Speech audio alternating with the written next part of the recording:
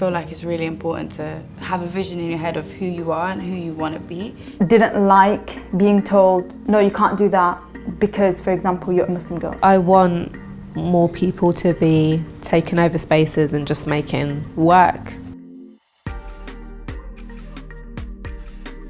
My name is Simona. I'm an actress and a spoken word artist. My name is Asma and Tobi and I'm a spoken word poet and a basketball player. I'm Tobi. I'm a producer. I produce theatre productions, festivals and short films. I think producing is kind of a thing that I fell into, which I think a lot of people say. So I did an apprenticeship at Battersea Arts Centre in community arts administration. So a lot of that was working with young people, but still attached to kind of arts projects. Then they gave me a job as junior producer, and then kind of just moved on from there and started working for other organisations.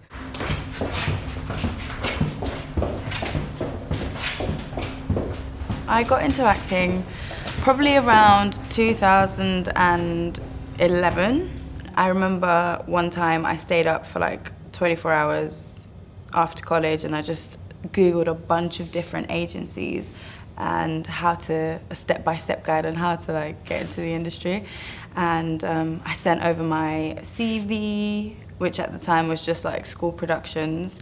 I sent over some tapes, and one of the agents at the time decided to give me a shot. So I came up to London, did an interview, and then they booked me on my first ever job, which was my murder.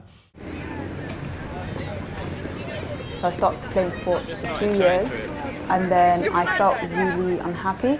And at the time I was studying photography, video and digital imaging, and I got the chance to basically go into the sports hall and take photographs of a group of boys that were playing basketball. And when I got there was girls that were wearing basketball shorts, and I asked one of the boys like, oh, what's all that about? And he told me, oh, that's the women's team. And I just became really interested in basically trying the sport out and seeing if I liked it. So I started playing basketball and I absolutely enjoyed it, mainly because it was the first sport that really, really challenged me. I felt like physically and mentally I had to push myself even harder than in netball or rounders or the other sports I used to play. I happen to know for sure that every human being comes called, and that the calling goes beyond the definition of what your job is. That there is an innate, supreme moment of destiny. People often expect me to be male because of my name and things like that. I think they expect a very different person than what they get when we meet face to face. And I think that used to really bother me before, and I think now I just don't really care. I know myself a bit better as well to be able to assert myself in ways that I need to assert myself, and kind of let people know that I do know what I'm doing and this is my job. Growing up, I wasn't quite African enough, but I wasn't quite Arabic enough. And I had to navigate through that world, and I think that was my struggle. But that struggle, I didn't bring it to my art as such. I just did my art, and in fact my art was about those things. I remember when I was first starting out, I was being sent scripts that were sometimes degrading, where you'd play like the girlfriend of a really powerful man who is probably maybe a drug dealer or something, or you know, you're in a domestic a relationship with a lot of domestic abuse, or you're just, you know, a rude girl somewhere in the estate. And at the time, there was that pressure of doing and accepting those jobs because I wasn't well known. I didn't really have my foot in the industry, so it was like, who am I to deny this?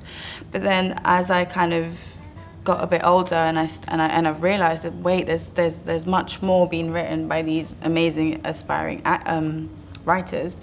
I kind of started to say no, because that's not my culture. Fine. You know what? I'm sorry, I don't get it. I liked Mikey, the guy in my DMs. All that stuff, the six-pack, the 20,000 followers, the fitness king. Who even cares about it? Why can't you just be you? It was quite limiting, but at the same time, it gave me passion to look for other things, and it kind of released this drive in me where I was like, okay, I'm gonna start writing things that are nice and that are things that I grew up seeing, which is why then I started my spoken word as well, because I wanted to empower young black women. I had a completely different upbringing to a lot of the Muslim girls that I went to school with, and I always just didn't like being told, no, you can't do that because, for example, you're a Muslim girl. And I was told constantly, you're gonna fail, you're gonna fail, and you're gonna fail. And I felt like a lot of this was literally just because we had completely different upbringings.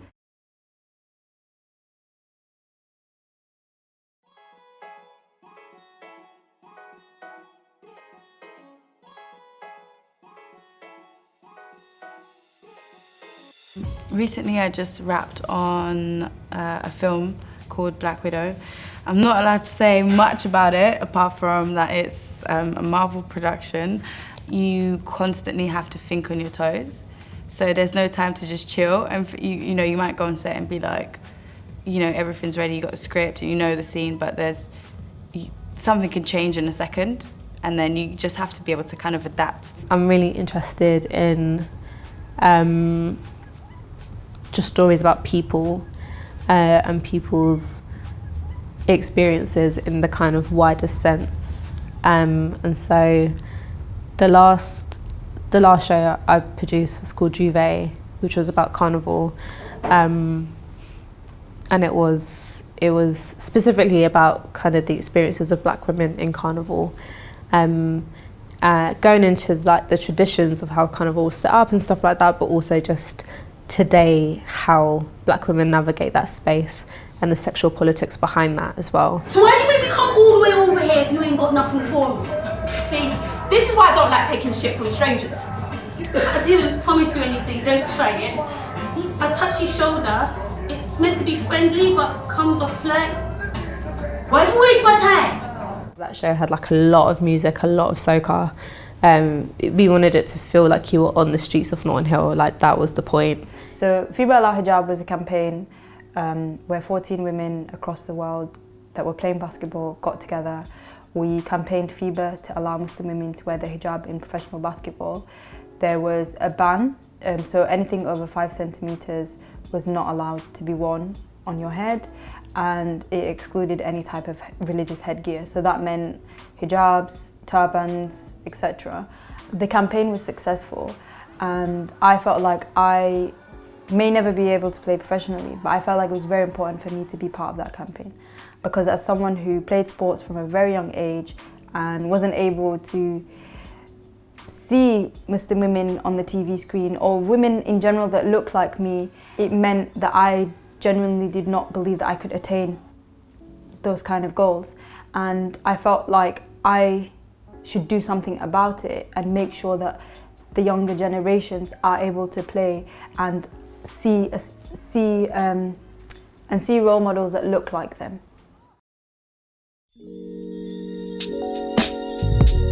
Today we're at the Dolphin Theatre because 50 black young people are here to see Night Night. That's written by Natasha Gordon and directed by Roy Alexander Weiss here at the National Theatre. So Black Ticket Project started in March 2018 and kind of came off the back of me seeing Barbershop Chronicles at the end of 2017. When I went to see it, it was still very much a kind of National Theatre white middle class audience that were kind of watching this show. And I got really annoyed by that because it was sort of like, you know, like, why isn't my dad here? Why aren't my brothers here? This is something that they do like every 2 weeks on a Saturday. And so I bought 30 tickets and I kind of just put out a tweet and I said, are there any kind of young black men that would want to see a show about barbershops?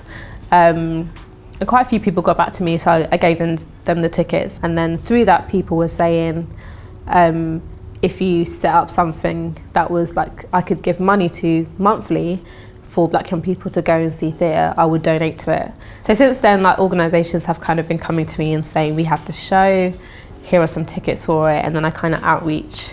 I work a lot with kind of community groups, and the point is that they see more than one show as well, so it doesn't feel like a random phenomenon that they're never going to go back to.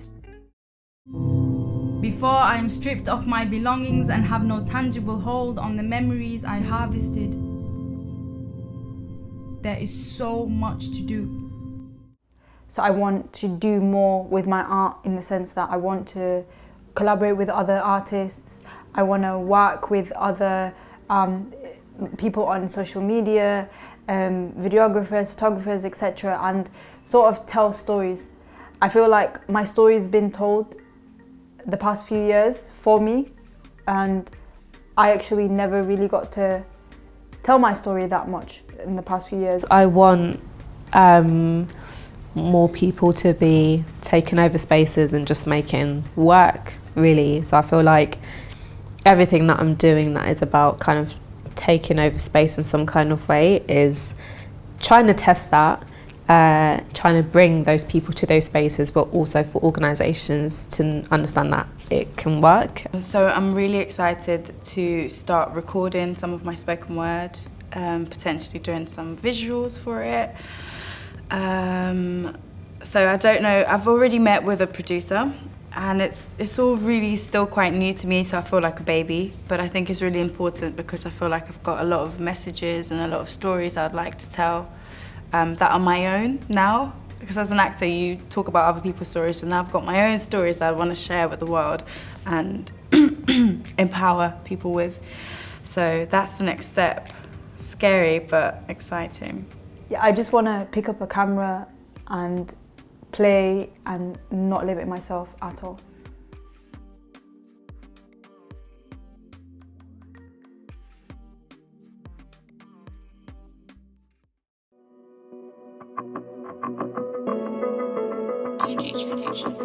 I happen to know for sure that every human being comes called, and that the calling goes beyond the definition of what your job is.